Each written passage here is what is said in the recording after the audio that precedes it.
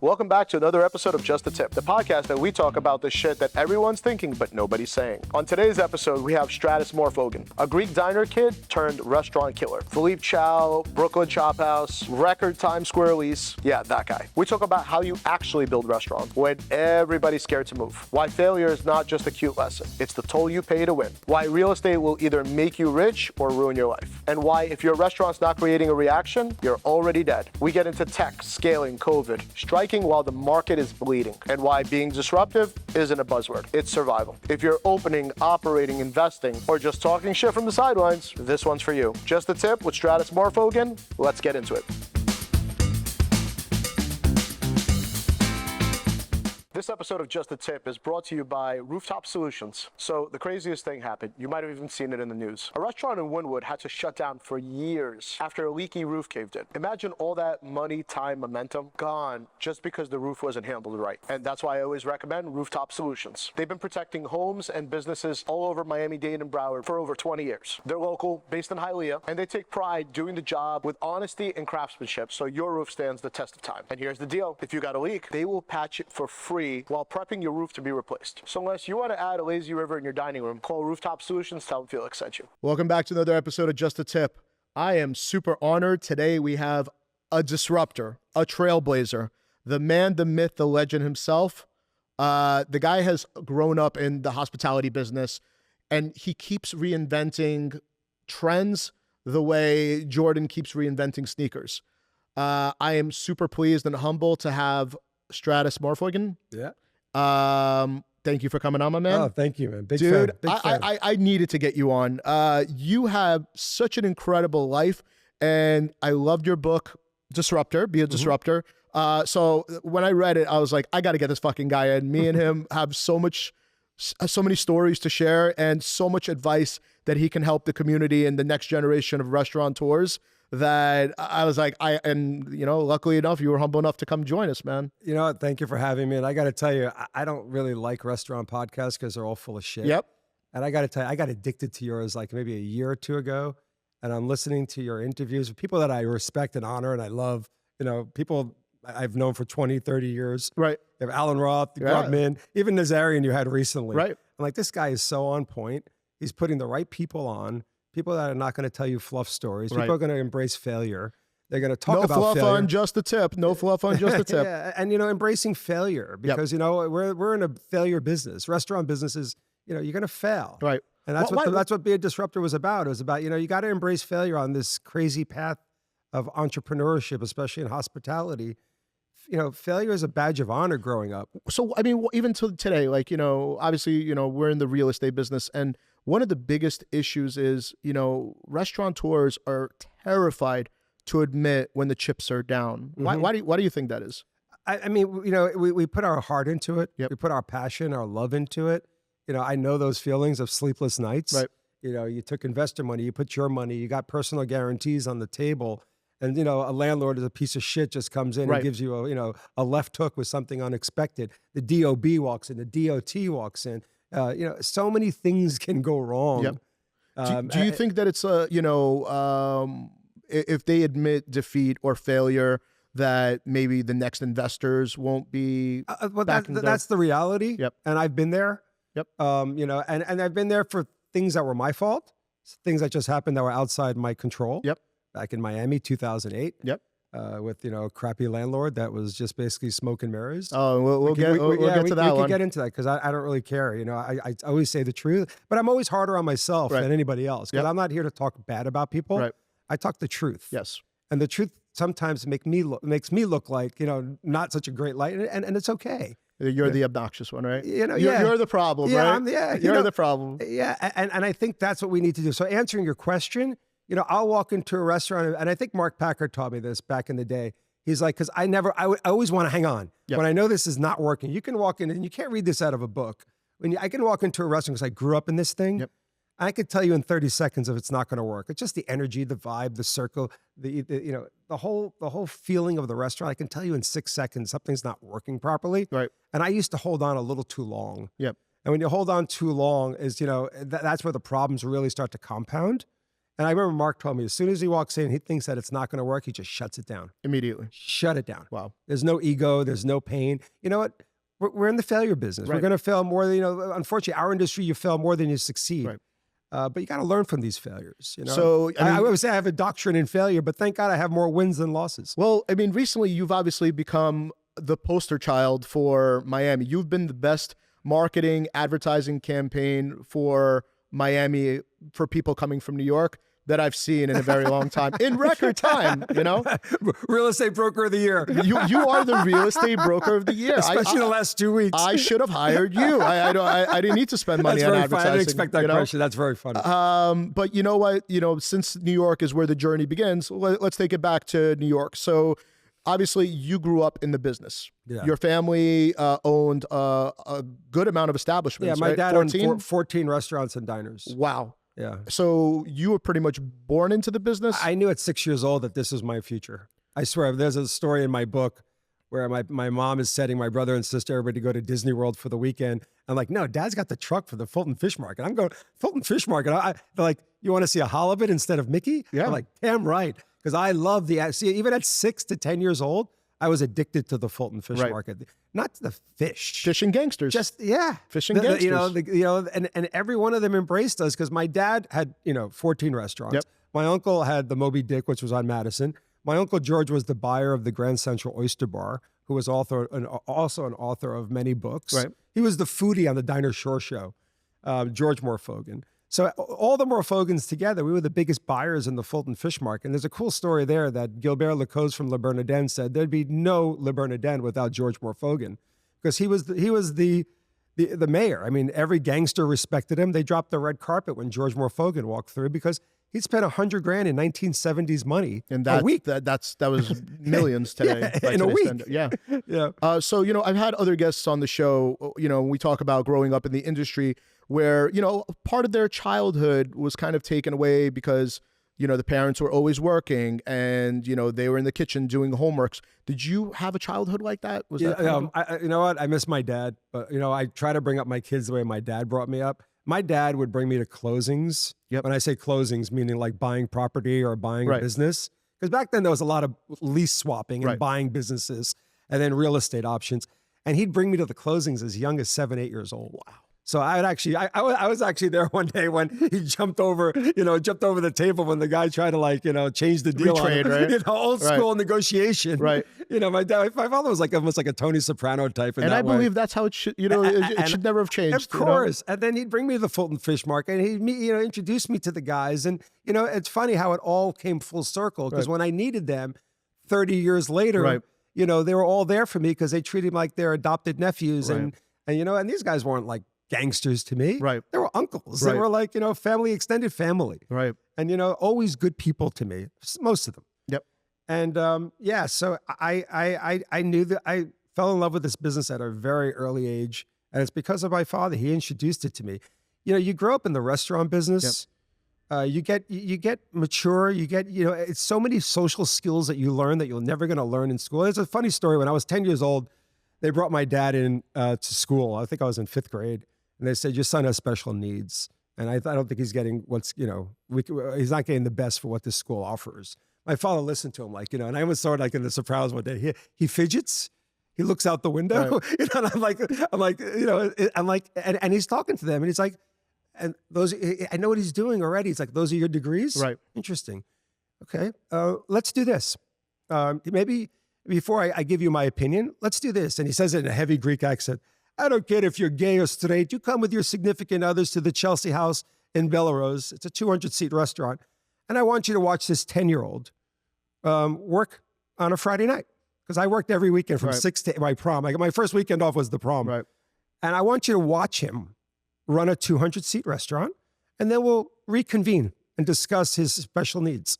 While all the other kids are playing baseball and watching TV. Yeah, so they did come, and I give them credit. It was 8 of them, 4 teachers, a guidance counselor, whatever. They called the bluff, huh? They called the bluff. Okay. They came. And you know what? I didn't care. I'm just doing my thing. I'm teaching the bussers how to bus, the servers how to serve, the bartenders how to hold the glass, the managers how to manage. Yep. People were asking me what they should eat tonight. Yep. I remember there's a 200-seat fine dining restaurant called Chelsea House.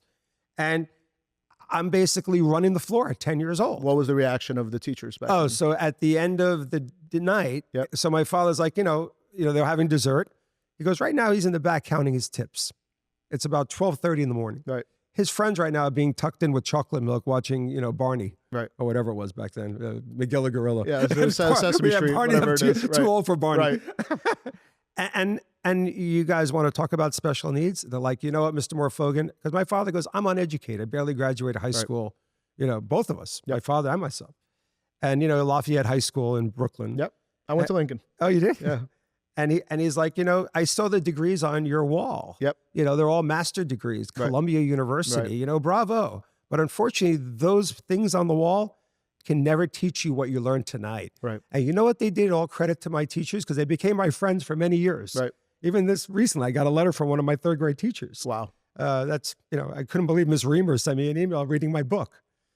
And they're like, you know what, Mr. Morfogen, we learned a lot tonight. And you know what, we have to look at education a different way. Yep. It's, and we also grew up in an area where, kids dropped out of school, they went to BOCES and they were looked at as losers. Right. Well, guess what?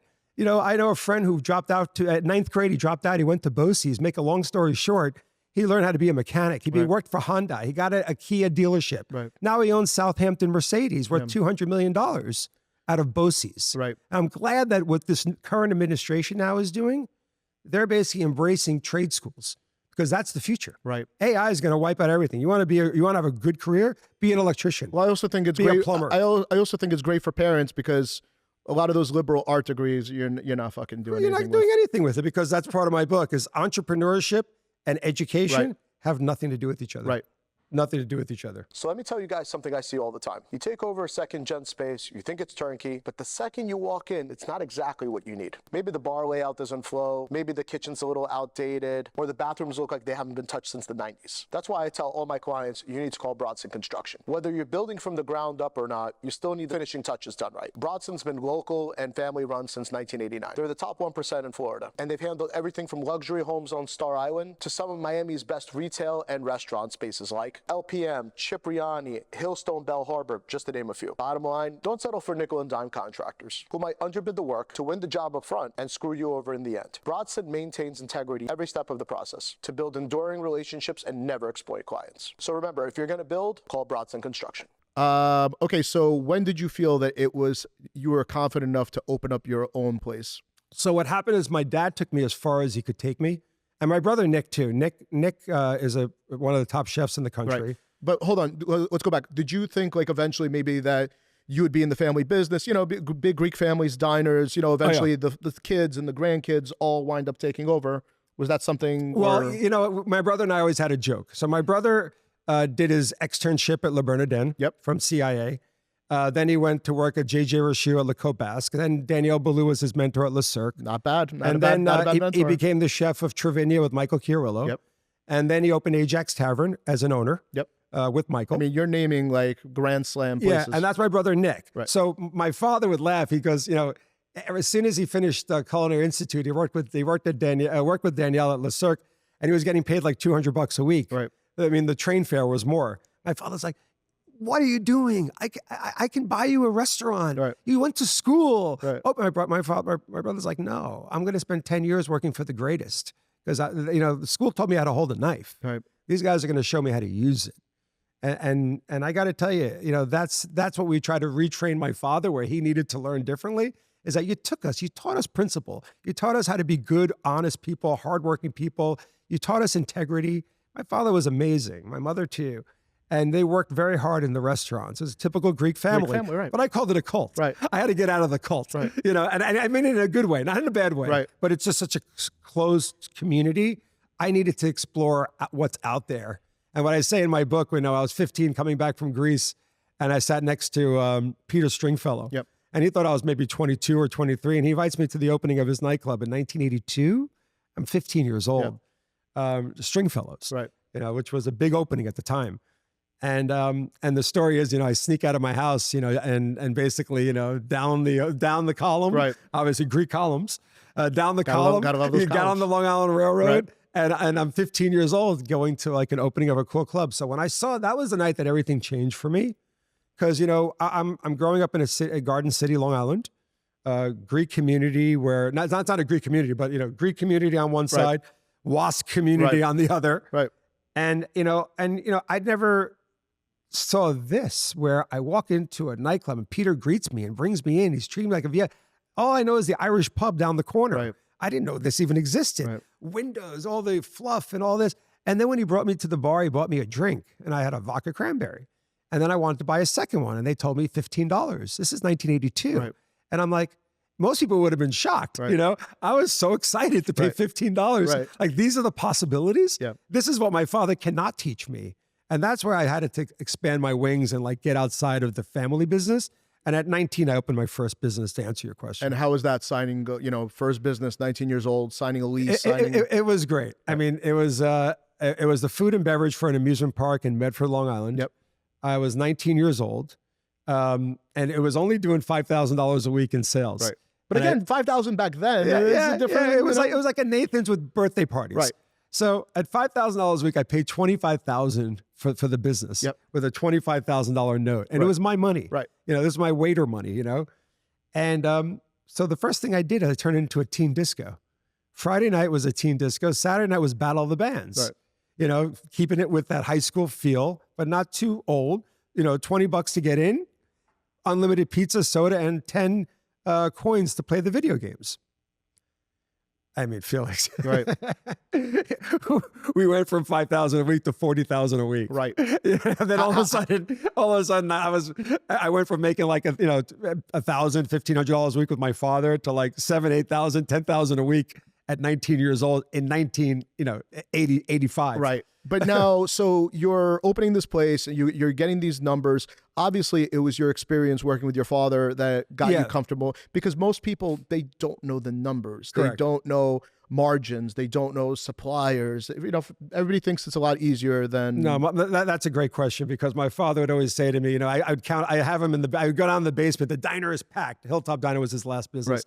I go, Dad, the diner's packed. What are you doing down here? And he's counting lemons. Right. And I'm like, there's 30 boxes. And he goes, a bastard.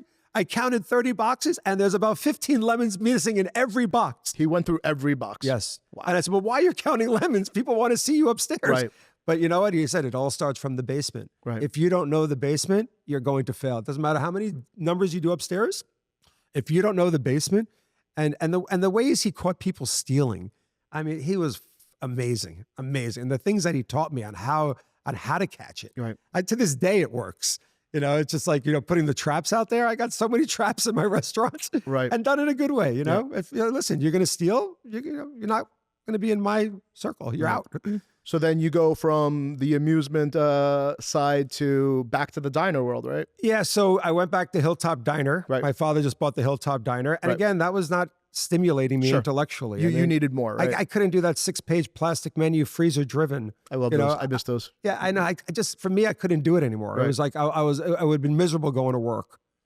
And so what I did was I took this guy, Gabriel Moran, who just got 3 stars from the New York Times for Van Damme. This is like 1988? 89. Yeah. 89? Yeah. Van Damme, man. Wow.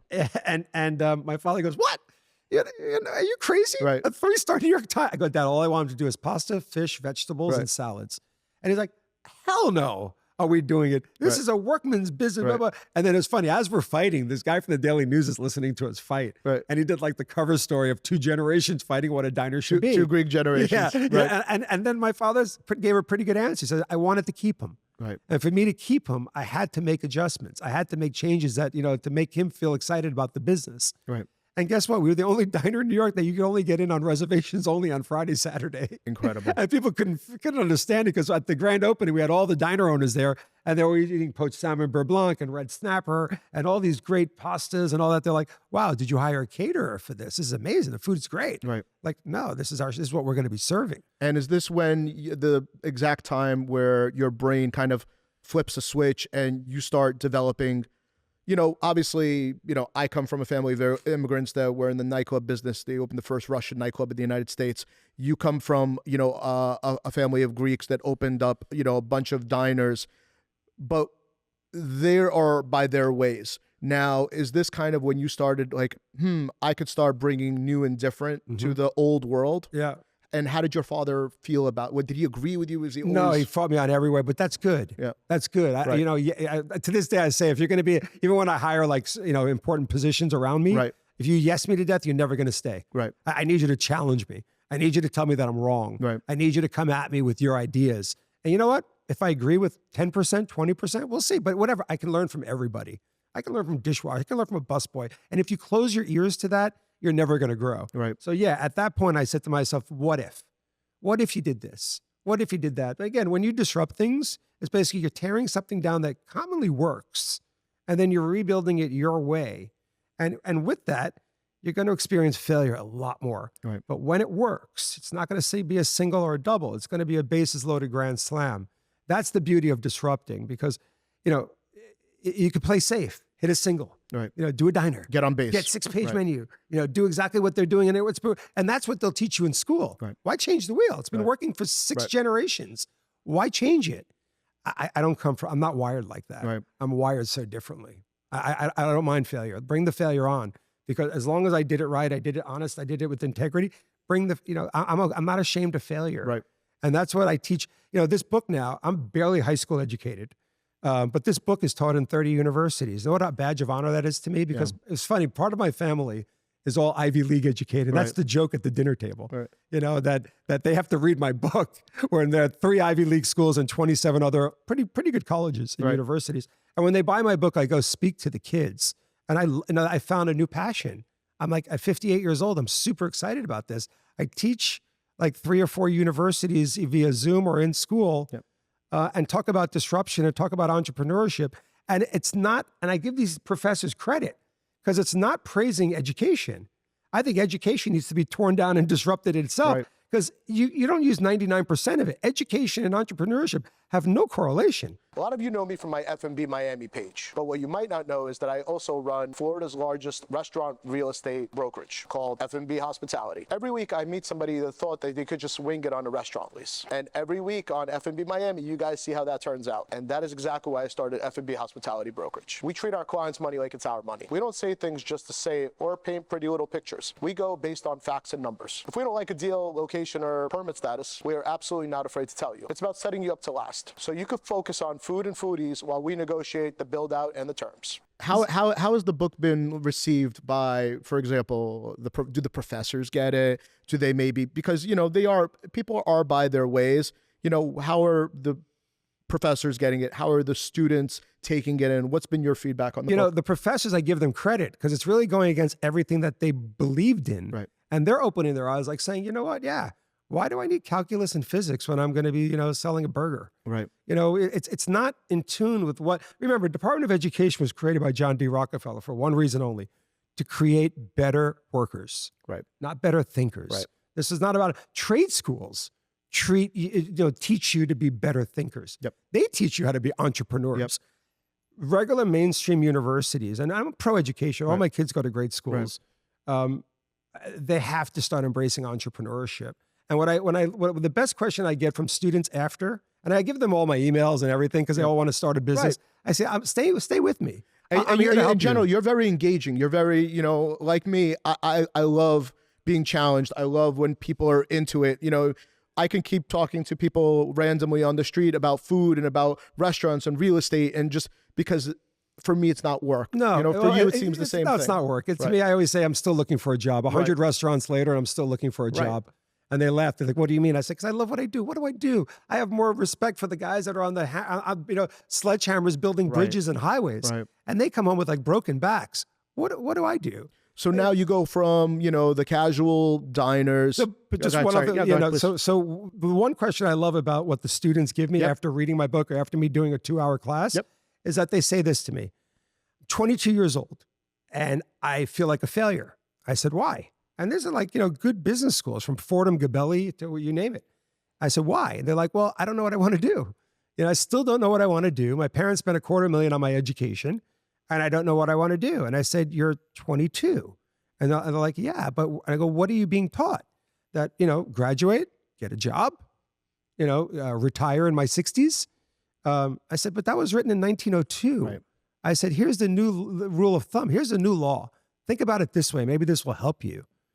And I said, what I want you to do is fuck it up in your 20s. I mean fuck it up like, drugs. No. Right. I mean, fuck it up with chances. Right. Try 10 things, 10 business ideas, 10 businesses, 10 jobs. There's nothing wrong with getting a job. 10 things. And if you fail at 9 of them, you're my hero. They're like, huh? But do it in your 20s. Right. Figure it out in your 20s what you're passionate about, because you're going to be stuck with this job. Right. And you don't want it to be a job. You want to be able to go to work every day and say, I'm still looking for a job. Yep. That you love it so much. In your 30s, fix it. In your 40s, start making real money. Yep. And you know what? Prepare to retire in your 80s, because by the time you're 50, I've been saying this now for like 5 years. By the time you're 50 and 60, life expectancy is going to be whatever you want. And it's already coming. You already see it's coming. If you want to live to 120, there's going to be a way to do it with AI and healthcare. It's funny that we were talking with Nazarian about that, exactly that, It's coming. It's here. Yeah. It's here. They're going to be able to diagnose any disease you have before you're born. And what's crazy about AI and healthcare, because I started reading about it and I'm so intrigued by it, is that, we take a Lipitor because I have cholesterol, right. Or I have diabetes too. But that's a generic pill that millions take. Right. That Lipitor is going to be just made for me. Right. That is insane. The biohacking now is and this is what, I'm 58, hopefully I'll see some of it before I'm gone. But the 20-year-olds today, they don't realize that they're preparing to retire in their 60s. Right. No. What are you going to do? You got to prepare to retire in your late 80s. Right. Do you think it's part of that retirement in their 50s and 60s is like that whole Miami, baller lifestyle? By 50, you already need to, have a house on Golden Beach and a yacht and... I mean, have the yacht and have the Golden Beach house. I could care less, But if you love what you do, you don't want to stop. Right. I had a grandparent that worked till 100 and beat COVID and still went to the bank every day. Wow. At 100 years old. His Insane. wife's still alive at 100. The bottom is my in-laws. But that's a beautiful thing. Yeah. I mean, he was doing business deals at 95. That's insane. He was buying a mountain in Portugal just because of the spring water.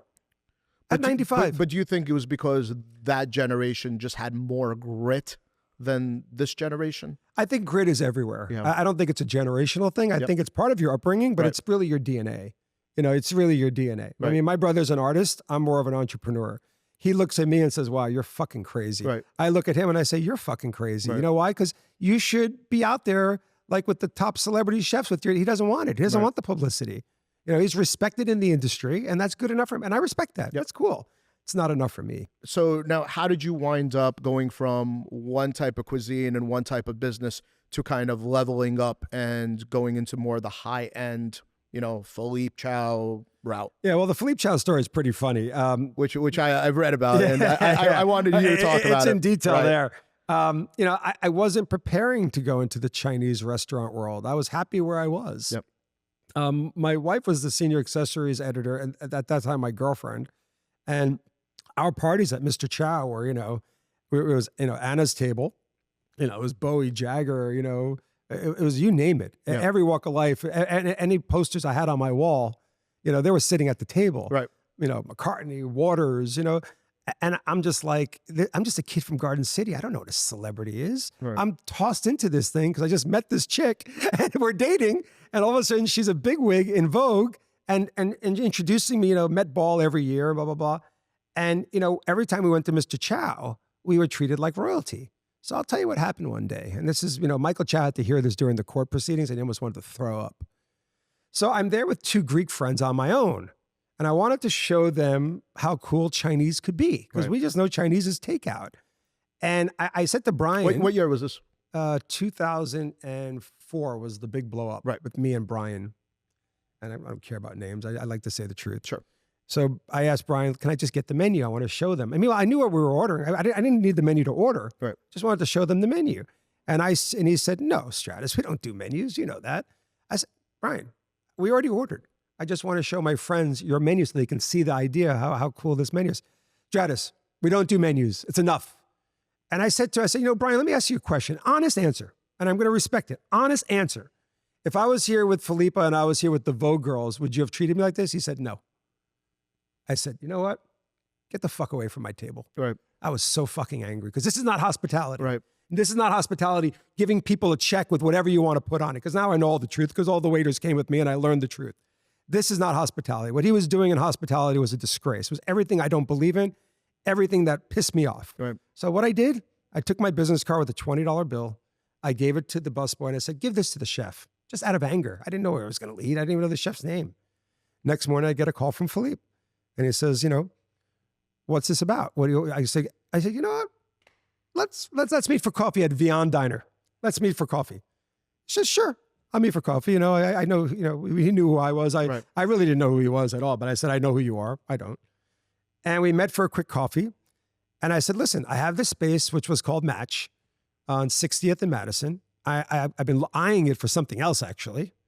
And I said, I really think we can do a restaurant surrounded by you, by your name.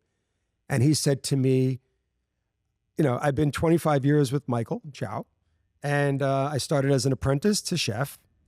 And, you know, I've been offered a lot of times to leave. Why would I do it now? I said, okay, let me give you an offer. I said, I'm willing to give you 10% equity straight up on the liquor license, on the lease, 10% straight up. You don't have to work. You don't have to do options. You own it from day one. 20% above your W-2. He's putting his coat on. You know, he starts walking out. And I said to him, whoa, wait, where are you going? He's like, I've been offered this deal so many times. I'm not interested. Right. And I said, okay, hold on. And Tommy Mottola is in my head when he told me the story about how he used to, you know, get an artist, especially when the mother or father were representing them.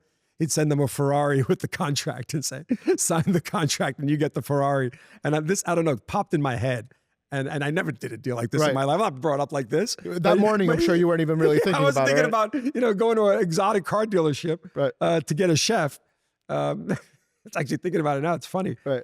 And I said, and Tommy would say, they would sign the contract. And meanwhile, I'd lease the fucking Ferrari. And for $2,000, I just made $100,000 a month. Right. You know, something like that. I'm paraphrasing. So anyway, I said, okay, stop. I said, how about we do this? We go to Rosslyn Porsche. We'll go see my friend Evan, because that's my favorite car. And I said, you pick out any Porsche you like, and I'll make that as a signing bonus. He's like, whoa. He goes, you're going to buy me a brand new Porsche? I said, yeah.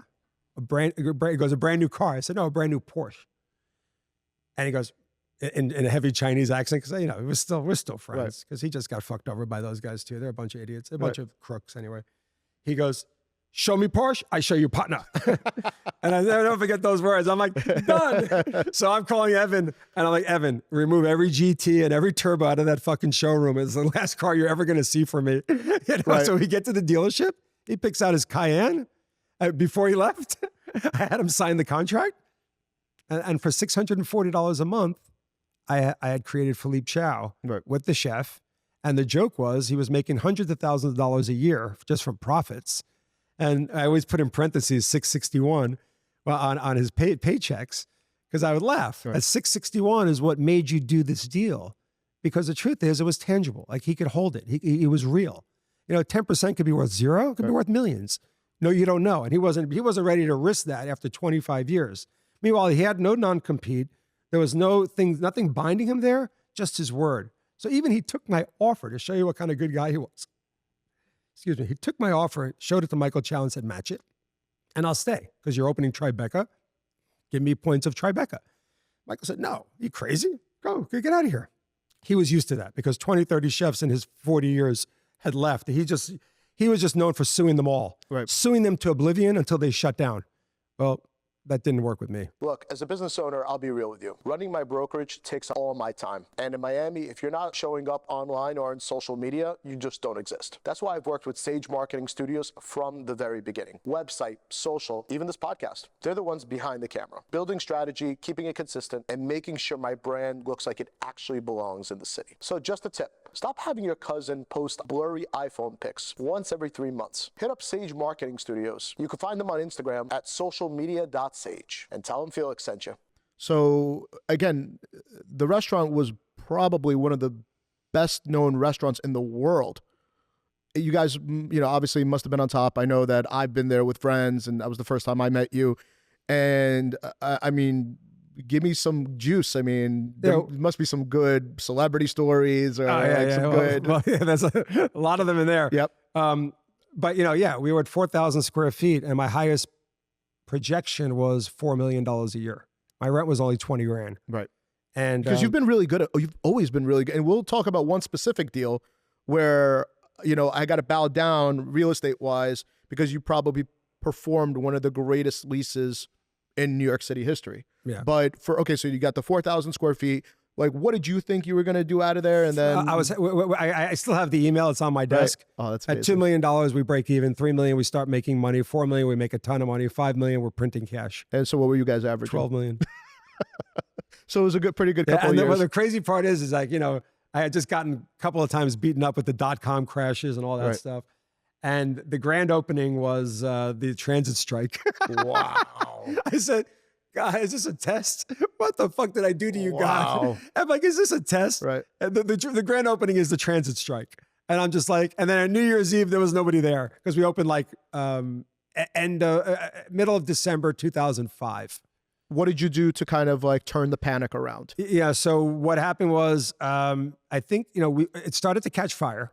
It's, you know, a cool version of Mr. Chow. What I was trying to distance myself, but it's hard to do that when the guy's name is Philippe Chow. Right. No relation. And, you know, it started just taking fire. But what happened was, and especially with Anna's support, you know, I had society, I had fashion. I mean, we had the after party of the Met Ball for 7 years. Right. At Karl Lagerfeld hosting it. Well, everything you've done, you've always had a very big celebrity following. Yeah, well, I always had music and sports. But my wife brought a whole new category that I was not. Yeah, right. I was not. That was not me.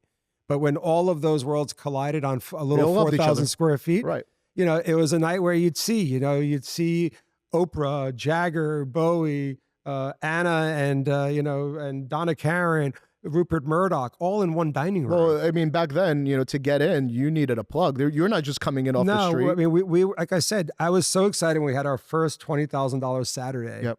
And then all of a sudden, like 3 weeks later, it was a $30,000 Monday and a $60,000 Saturday. Remember, it's just 4,000 square feet. Right. Not a big restaurant. Right. It's 4 floors, but it's like altogether, I think it was about 180 seats broken up into a few floors. It's really small. I mean, what were your waiting lists like? We were as high as 6 months in advance. Wow. So, yeah. And we just barreled through to the 8 crash in New York. And our lowest numbers, even with the crash of 08, our lowest numbers was like 10 million.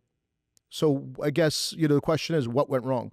Yeah. Well, the original, I had 2 partners. That one was like my bookkeeping partner and another partner that came in with Philippe. Yep. And they all got bought out for many millions of dollars. And my biggest mistake was I met this guy, Steve Cantor, and Steve Boxer. I don't blame Boxer. He's a putz. I mean, but Steve Cantor was, you know, a shark. He was from Credit Suisse. He was involved with the financing of the Gansevoort in Miami. Yep. Gansevoort, Roni Plaza with a Band-Aid. Yep. And I grew to like him because he was a shark, and I liked it. And he'd be, you know, worst person I ever met in my life. Right. And that was a big mistake for me. He stole millions of dollars from me. Came together with, when he told me Merchants Hospitality was going to look to buy a management contract out of Philippe, I'm thinking like, what's the steakhouse that's run by merchants? Oh my God. Okay, we'll figure it out later. Yes. So I'll give you a more generic explanation. So there's a Merchants Hospitality group that owns like one of the biggest steakhouses in New York. And I'm like, you know, okay, you got my attention. I'm all for getting bigger. And then I find out it's merchants like Abraham Merchant. And I'm like, are you out of your fucking minds? Right. They don't have one restaurant that's ever done over $2 million. Right. I said, no, I'm not doing this deal. And then it became a big blow up with my new partners. And, you know, I'm not good with partners that are just taking me down the wrong direction. When I know in my experience, I've done this so long and they haven't, they're bankers. Right. That I don't want to go for this ride. Well, it must also be tough because when people, again, like to play it safe and you're a disruptor and you're looking for new innovative ways, not everybody's like, oh, I don't know if I want to take a chance like this or a chance like that. But why would we downgrade to a company that never ran a restaurant over $2 million? We've got a gold mine here doing between $10 and $12 million because this is like 2012, 13 now. Why the hell would we bring in a company like this to manage our crown jewel? And that was, I said, just buy me out. Right. I want to get out. Because the truth is, I wanted to be bought out when you guys paid 20x to my other partners. And the reason is they said, these guys aren't getting that money unless you stay.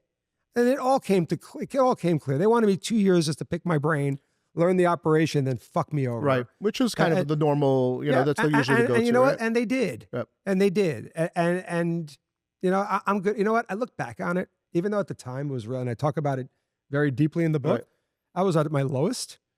But I look back at it now, I wouldn't change a fucking thing. Right.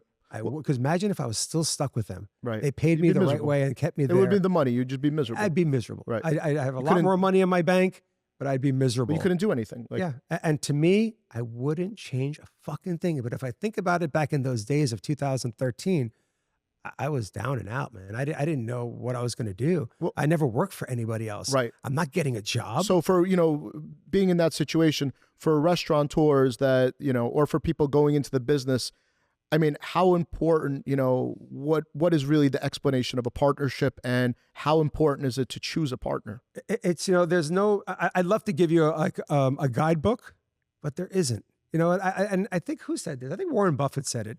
It doesn't matter if you've got a contract or an employee contract 8 inches wide.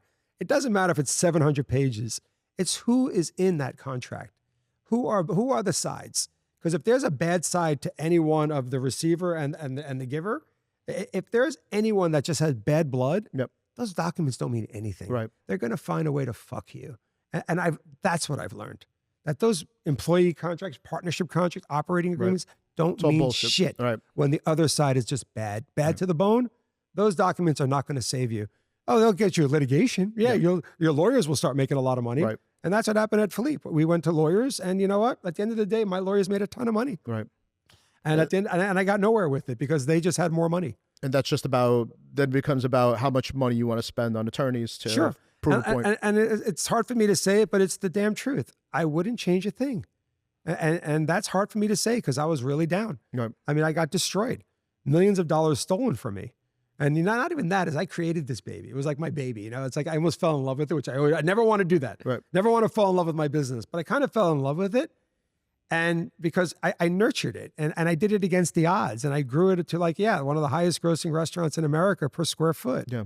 I think we're $4,000 a foot, at $90 a head.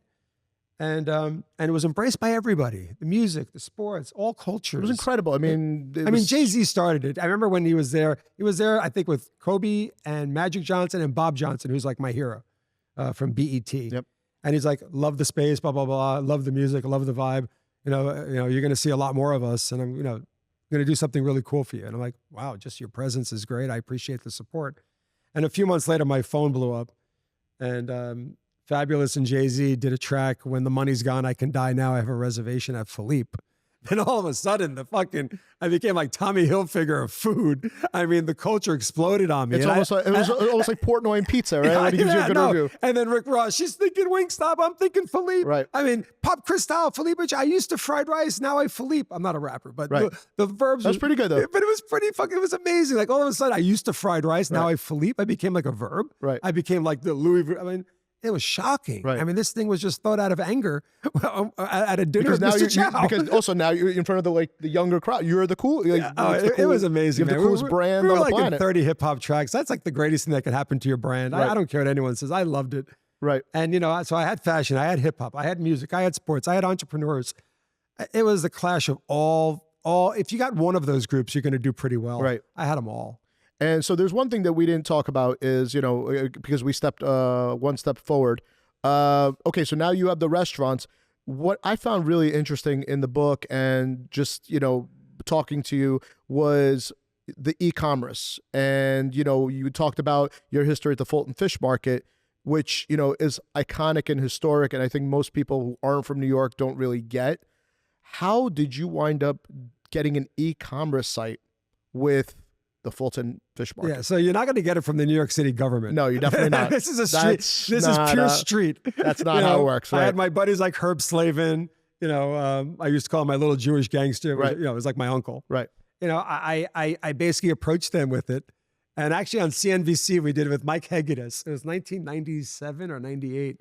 We were walking through the Fulton Fish Market. Was it like an elephant in the room, right? It was amazing because all these guys are like, all the wise guys are sitting there like with their hands on the fire and the garbage cans looking around. Like, what are these TV? There's no cameras. Right. We don't have video cameras or TV cameras. Like who brought the cops? Oh, Morfogen. Oh, shit. I'm not going to say anything because George has got my back. But anyway, it was done out of love because, I said, I want to take the Fulton Fish Market and I want to bring it onto this new medium called the internet. And this was 1997. Right. And I got to tell you, the first guy that embraced it was Herb Slavin. He's an icon at the Fulton Fish Market. And there's a great video, and I still got to find it. It's Mike Haggard, CNBC, 1997, around that time. And he's like, hey, what are you doing? Yeah, look at the halibut over here, not over there. And he goes, come over here. I know this kid since diapers. And this was on camera. This is what they got on camera. Goes, it's going to be the Bill Gates of fish. Wow. You know, it was the funniest thing. And you know, it was all one big family at the market because I did grow up there. I was like 6 years old. I was there twice a week. You know, I don't know. Imagine that was today. Like, imagine you just had that today. Like, you took that technology and like yeah. now with everybody using technology like that, like what that but I just knew that it was an old, see, I love old world business models like I did with the diner. Yep. And just disrupting it and trying it a new way. Yep. And what happened with the Fulton Fish Market, it went great. I mean, and what I did, because I searched term technology, I mean, I love SEO. I love it to this day. Yep. And I started buying, you know, flower, gift giving, you know, everything that was on AOL, Excite, and Yahoo. This is pre-Google. Right. Google wasn't even thought of yet. And, you know, all of a sudden orders started coming in and it was pretty cool. We were buying all the fish in the day. It was coming to our warehouse in Long Island City. We were packing it up with dry ice and shipping them out. Right. Then, you know, there's always and two then, happenings. right. One was, you know, we were doing like maybe $30,000 a month. Right. That's all we were doing. Right. It was me and one person building a business, Right. you know? Then I get an order for $480,000. One order. One order. Okay. So I'm like, all right, who's fucking punking me? I Right. think this is when punk came out. Right. I'm like, this is somebody, I'm not a celebrity, but someone's punk. Right. This is $487,000 Random. for king crab legs. Because they loved my king crab legs and they wanted to order it for a party. And I look at the name, it's Michael Bloomberg. I'm like, oh, this is crazy. I mean, we're doing $20,000, $30,000 a month. Right. You know, we just started this business. You know, we're running on AOL servers. And for any of you that don't know what AOL servers are, that was the dial-up. Right. And a modem. Yep. And that's what we were running the business on. Mom, get off the phone.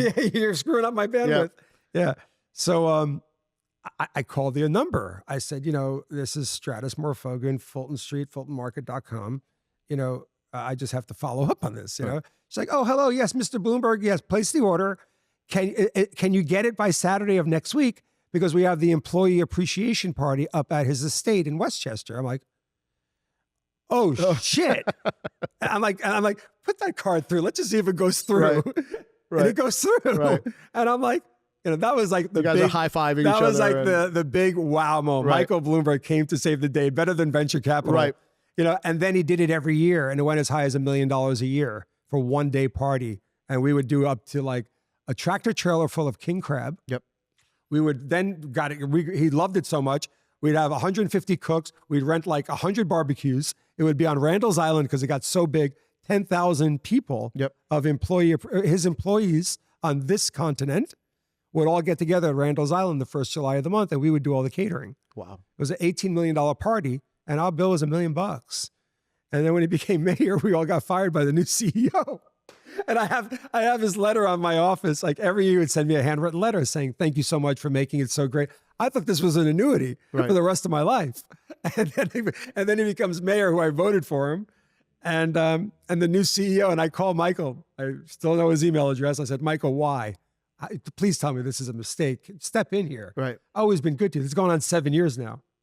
It's like Stratis, the new CEO, wants to put his own stamp on it, and I just got to go with it. You know, I can't. And I thank you for all the years of great service, but I got to let him do his own thing. Right. Oh my God, that must have been not a good day. But getting back to it, so that was a big turnaround to keeping Fulton Street going strong. Yep. We were profitable, and then the next one was Jim McCann from 1-800-Flowers calls me and says, "Hey, you made a mistake. My team let the word flower and flowers go on Excite, Yahoo, and AOL. We need those words search terms back because we're 1-800-Flowers. I said, well, wait, what is your name again? And I knew exactly who it was. Right. You know, I wanted to play him down because he was coming really at me with big ego. You needed to settle I the said, ego what's your down. name again? Yep. Jim who? It's like Jim McCann, founder, CEO, had his founder, CEO of 1-800-Flowers. And I need those words back because our marketing department let them expire and you took them. Right. I said, I took them? I like playing dumb with idiots. Right. You know, he's an idiot. And then, well, the idiot, we became friends later, but this did not start well. He says, well, let's make it easy for you. If you don't release those words, I'm going to sue your ass. take your best shot. Right. You own 1-800-Flowers. Right. And let me tell you, how big is your marketing department? It's like 62 people. I agree. You want to know how big my marketing department is? You're talking to my marketing department. I'm the marketing department. I said, you know what? Maybe you should hire me to go there and teach them about marketing, because they just let your word go up that's in your name. Right. And he goes, that's a brilliant move, by the way. yeah, of course. Right. It was chess, always chess. Right. And then he goes, so then he calls one of my investors, because now I've raised a couple of dollars, and it's Mitchell Modell. And he calls Mitchell Modell and he goes, hey, I know you're involved with this crazy Greek kid. And hey, this guy is disrespectful. This is the next call. Mitchell, Stratis, what are you doing? Jim's my friend. I said, you know, fuck you both. Right. Because if you're not going to support your partner who's in there fighting every day for you, not taking a paycheck, fuck you too. You know, to this day, we're like brothers. And make a long story short, we go to Westbury, to his headquarters, and we meet with him. And I'm already prepared for this meeting. And he goes, well, you're ready to give up? I go, no. I said, I come here with a proposal. How are you doing on Father's Day? And he goes, Mitchell, your partner's a wise ass, whatever. And you know that's our worst holiday. I said, great, I have a solution for you. Stop being such an asshole. I have a solution for you. We're going to do 2 lobster tails, lobster bisque, 2 filet mignons, 2 steak knives, Peter Luger sauce, and we're going to do a Father's Day masculine gift for Father's Day. This is what you got to do for me. You're going to put FultonStreet.com on your homepage, and I'm going to have this gift exclusively for you. And he brought down a bunch of people. They said, you know what? Let's try it. And in turn, I will give you back those words that were costing me $180 a month. Right. So make a long story short, we're at the warehouse where we have 2 bays there, because it's also part of Modell's warehouses. And where we have a small part of it and whatever. All of a sudden, a FedEx tractor trailer and a UPS tractor trailer show up. And this is like May 98, I think, May. And I'm like, what is this? And all of a sudden, a group of 6 guys come in who were from 1-800-Flowers. I said, what is this? They said, have you seen your portal? And I said, they haven't given me the passwords yet. I haven't gotten set up. Oh, wait, we're here to redo all your systems, because then it was FedEx label, right? You know, and now they're doing, you know, everything is automated. They put a ton of money into our systems to automate it, because we had 18,000 orders at $80 an order. Wow. Ready to go in a month. And it's just me and this little girl running the place. Who knew over flowers, right? Yeah. So that $181 SEO term, which I fell in love with that type of marketing, because it's really guerrilla marketing. Yeah. And then I learned, like, Allstate owns Prudential. Prudential owns, you know, Geico. It's not like you're trying to hijack their name. It's just that you buy your competitor's search and you're up there as advertised link. Back in the day, it would say advertised link and have a list. And we would always be on the advertised link, whatever keyword we bought. And, you know, and then it became so big, he left us on the homepage all year. And we had to buy servers and servers. All of a sudden, our business exploded. I had 85 employees. So even to this day, do you still use approaches like that for your restaurant? Yeah. So, and how important is technology to you? It's everything. I'll give you an example. So I wanted to beat myself up recently, and I opened a 24-hour diner. The one on 2nd? 3rd Avenue, 22nd. Yeah. I was there recently, next to NYU Hospital. Right? Did you go? Oh, yeah. Oh. I think your dessert put 12,000 calories in my stomach. Oh, I didn't know. You should have told me. I didn't know you went. That's great.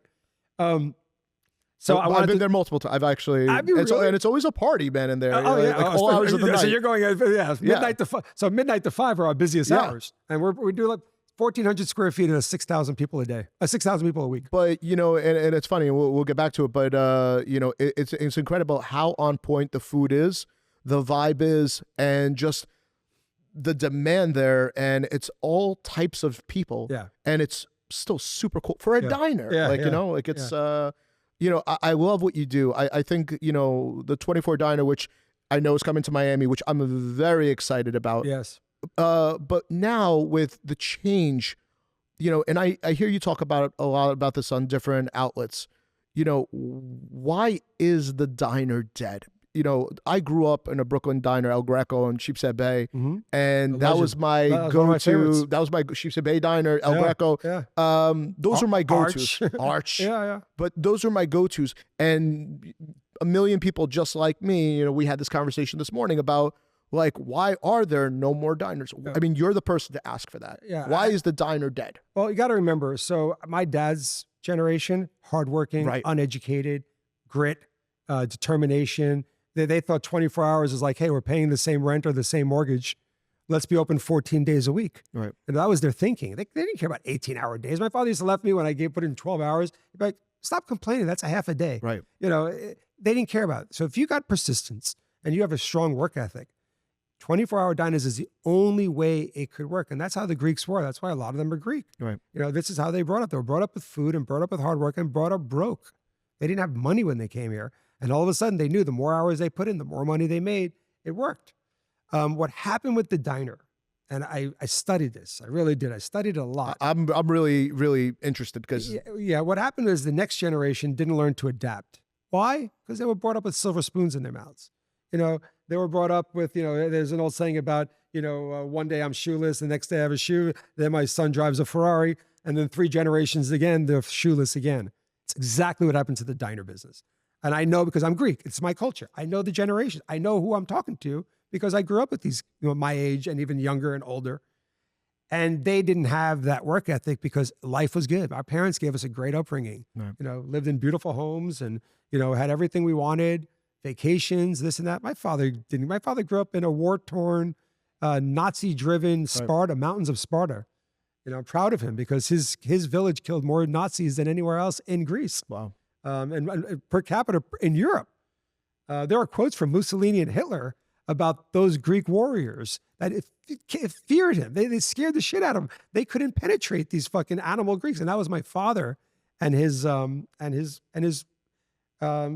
villagers. And they took that mentality and brought it to New York. Exactly. They called them the Greek Jews. Right. You know, because they were go-getters, they were hustlers, they were hard work ethic. It was, you know, it wasn't just they weren't afraid. They weren't afraid. I mean, that was like, you know, like battle. Like it was, they were coming here to battle.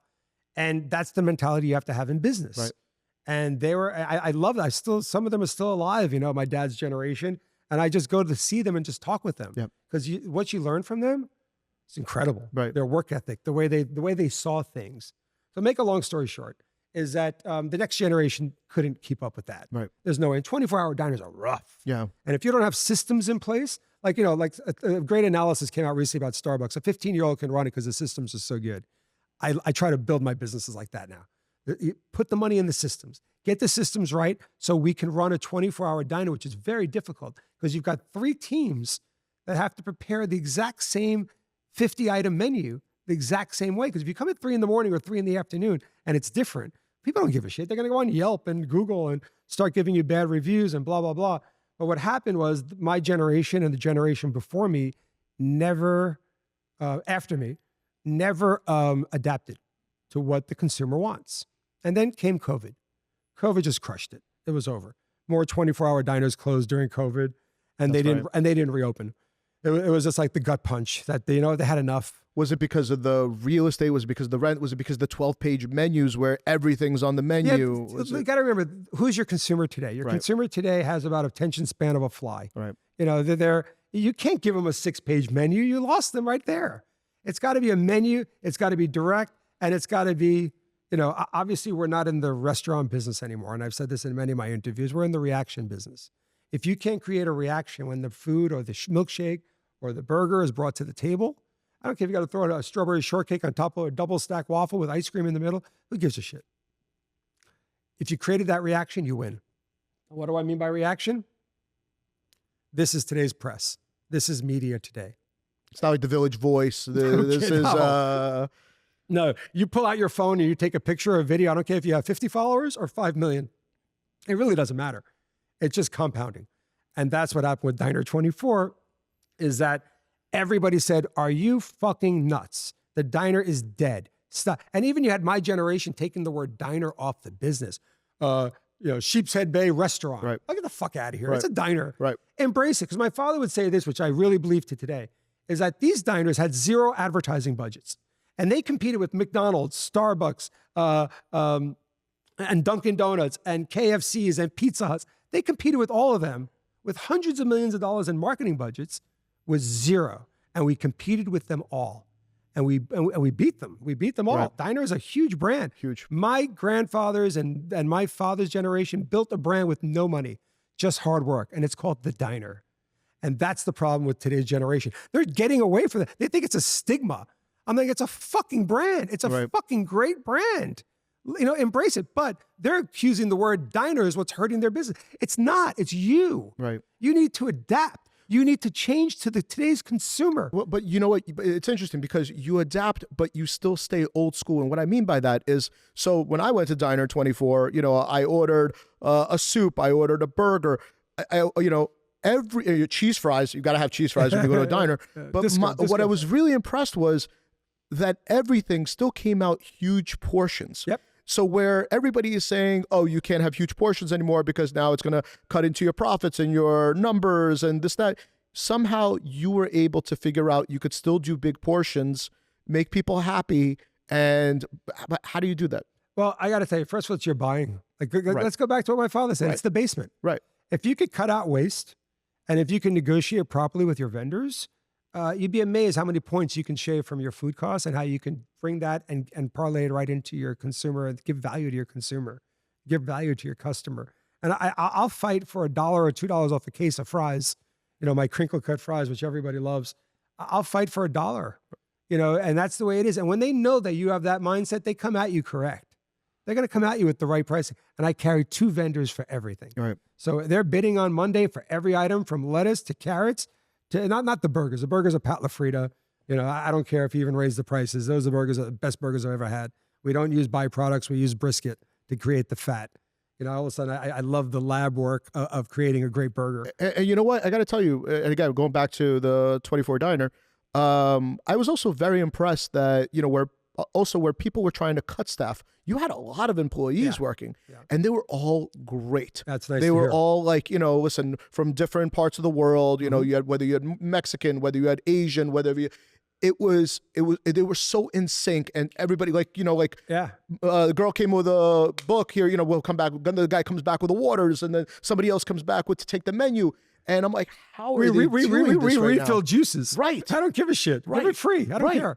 It's the relationship. It's not the transaction. I teach all my staff and I teach everybody around me. We're not in the transactional business. Yes, that's how we make money. We get transactions, we get money, we pay our bills. It's a relationship. I have done so many things for customers where I lose my shirt, but you know what? 10 years later, they're still there. And they still know you. Of course. And they'll support all your brands. We're in the relationship business. And another brand I kind of wanted to bring up, you know, talk about, you got the hospitality down, you got the systems down. During COVID, you came up with the Brooklyn Dumpling Shop. Yeah. And that was the first time I think any of us have seen. Scaled the dumpling. Right. You want to tell us, like, first of all, how the fuck did you come up with something? Like, where in your mind? Was it because of COVID and everybody was like scared to touch each other? Or No. Actually, it was created 6 months before COVID. What really blew up Diner 24, getting back to search engine optimization, right, is that I bought the word diner near me. Now, this goes to all you small business owners. If you're a plumber, get plumber near me. Guys, that is a masterclass on marketing right there. If you're an electrician, get electrician near me. If you want a hot dog stand, get hot dog stand near me. Because when you put restaurants near me or diners near me, you're obviously going to be the first thing that comes up. Felix, I got to tell you, I am up to like $1,800 a month on this term. Amazing. I started at 100. That term has generated so much traffic to my diner. Right. It's especially so everybody said, don't go past midnight. There's no market. The city's dead. Our busiest hours are midnight to 5. I got 17 bars within 20 blocks. But the term, guys, I'm giving it up for you all. Please do this today. Shh. Once again, everybody on Just a Tip ruins all the secrets. Jeez. Okay. Diner near me. Right. Generates, if I tell you, 1.8 million eyeballs a month from Google. Yep. Diner near me. Best diner. 24-hour breakfast. 24-hour break. But that stuff doesn't apply to everybody's business. Just near me, you must tie up and put money. If you have to reach out to me, I'll tell you who the broker is to buy the term. And you don't have to go through the BS of Google and all that. They'll buy it for you. I have this guy, Sean, he's the best. But diner near me has blown up my diner. Is that what you think really changed your business around? Oh, my God. I mean, I know that you were always listening. Yeah, so but with that, you know, and what we do is also you get the Google cards, right? So at the table, you give us a review. Right. We have over 5,000 reviews, and we're 4.8. Yep. That's like Michelin level. Right. We're 4.8 out of 5 on Google. And they're all honest reviews, and it's 50 up to 5,200 reviews. And your staff encourages people to Correct. do it. Right. And I'll tell you what the mentality is. When someone says your diner sucks or your restaurant sucks, they'll click 10 times to go give you that Yelp and that Google review. Right. They'll click 30 times. They fucking hate you. Right. They're going to fuck you up. But if someone's happy, if it's not one click, they're not doing it. Right. They're going to leave. They'll come back. Right. And they'll tell their friends. And they might put a post on their Instagram or TikTok or whatever. But they're not going to click 5, 6 times to give you a review because they're really happy. But we make it one click. One click and it's right there. Right. And, you know, some people are just in a rush. They hit 5 stars. And some people give us a whole paragraph. Right. A whole novel. But it's amazing that if you make it easier for the people that love you, they're going to leave you a review. Right. The haters will always find a way. And I got to tell you, between that and search engine optimization and about the 100 terms that I own it for steakhouses too, for Chop House. That has driven so much traffic to this place. And I will tell you, yeah, we have lines 18 hours a day. And how did you hear of us? We have a party today from Australia. My son saw it on TikTok. My daughter saw it on Instagram. Where are you from? Australia, New Zealand, all over the world. And where we are, it's not a tourist area. It's Gramercy. It's a local neighborhood. And we are 65% tourism because of the Google searches. Wow. So you're a big fan, obviously, of technology, social media. Do you think that is most of the marketing now? Yeah. So to end off what I was saying about the generational and not adapting. Right. Well, you know, my dad just got used to the fax machine. Right. And his generation just got used to the fax machine. Now you want to tell them about this thing called the internet and Google. It's too much, way over their heads. And the next generation is not much better. You know, they're not. But you would think they would have the advantage now. But you know what? They don't have the hunger because life is too good. Right. You know, life was too easy. Where we come from, parents of immigrants, it's different. We were brought up differently. It was you eat and it had what nothing you to do with money. No. You know, I honestly, it doesn't matter how much money I make or whatever. I'm going to work till the end. I love what I do. Right. Like I said, I'm still looking for a job. Yeah. You know, this is low. I love what I do. I don't even enjoy vacation between scuba diving and skiing a little bit. And you know, I have a house out east. I'll smoke a cigar with my 2 bulldogs. And people will call me and be like, hey, you want to go to a restaurant tonight? I live in Southampton. I'm like, no. But you know what? That doesn't sound terrible. I terrible. want to stay home. That doesn't sound terrible. I got my 2 bulldogs, my good cigar, sit in the backyard. I barbecue. I have a kitchen. And you know what? That's heaven to me. You know, and I have my little man cave and I don't want to leave the house. Is the man cave where you thought of these automatic belt elevators for the Brooklyn Dumpling Shop? Or? Yeah, so it's funny. So how Brooklyn Dumpling Shop came about is I have a kitchen in my house where I love to cook. Right. I go to the farmer's market and I cook. So when my kids were like 5 or 6, they wouldn't eat vegetables or fish. Like throw the plate out the window, not do it. I said, I'm going to try a different approach. I took some sea bass, I put a little garlic, a little butter, and I wrapped it in a dumpling skin. And then I pan fried them. That sounds really good. Then I brought it to my daughters, and I made like fun out of it. Like I made it like it was like a game. Yep. You know, I would put like cups on them, find the dumpling. You know, I made a game out of it. And all of a sudden, like I got it, and they go, you got to eat it fast. And they eat. You know, not to bore your viewers with this, but no, you know, it's a father. You know, I mean, it's a dad, not a father. Anyone could be a father. And all of a sudden, I made it into a game, and I put it in a dumpling.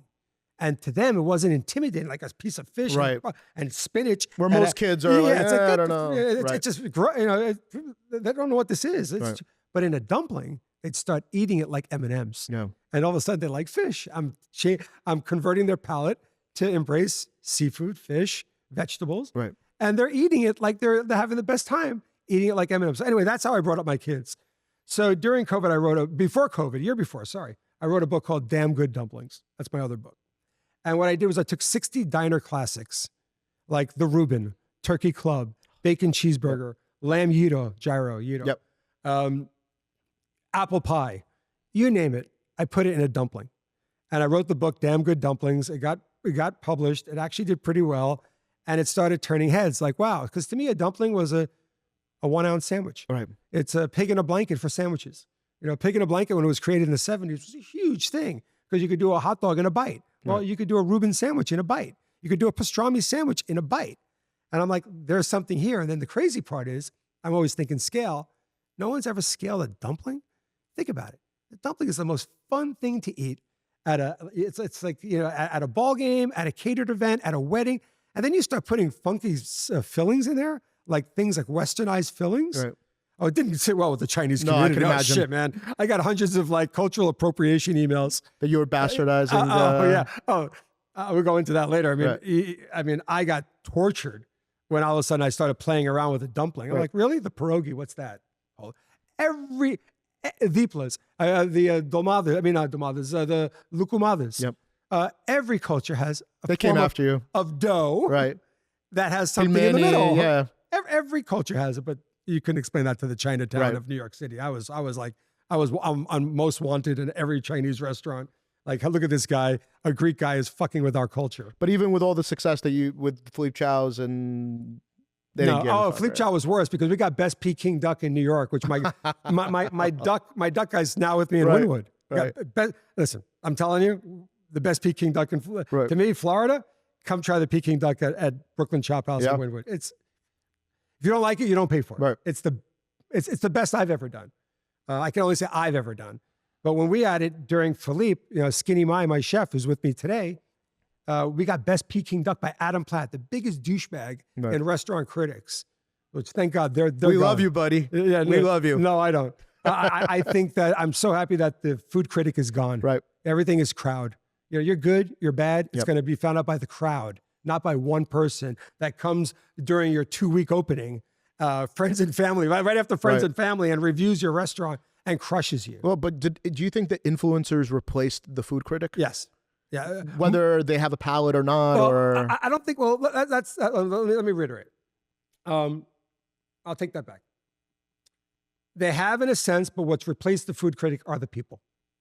That's a better answer because that's the truth. Right. The consumer has replaced the food critic. Is it that just numbers don't lie? Numbers don't lie. Numbers don't lie. And I'm good with that because if we suck, we suck. Everybody's going to know it. But you know what? All my restaurants are over 4.4. Diner is 4.8, which is an anomaly. That's just 4.8 is our for 24 hours to be 4.8 is insane. It's so fucking hard to do. That diner is harder than a 25,000 square foot Times Square restaurant. That 1,400 square foot diner is harder to run. All right, well, you just brought it up, not me. So another time I heard your name in the real estate world was, which you should teach a master class about, is when you signed the Brooklyn Chop House in Times Square. I heard through the grapevine about some of those numbers, and I was like, this guy's he's fucking lying. There's no way he fucking signed, a space that was, Buffalo Wild Wings was taking for $2 million a year, and the number that I heard was, half or even more. And I was like, the guy's fucking, he's lying. It was like anybody that believes him is lying. And then other people are like, no, that was the deal he got. Yeah. And I'm a student of the game. I'm like, how the fuck did you land something like that? Icons like Sam Walton and Warren Buffett. You strike when people are afraid. Right. Everybody was afraid. I remember that day so well. David Friedland called me, who I admire the Friedland Group. They're like the biggest real estate in the theater district, real estate owners. And I love their family. And we almost had 2 deals back in the day when I had Philippe. And then when the new owners took over, they didn't like them and they passed. We had a deal ready to go. They always wanted to do something with me. It just never happened.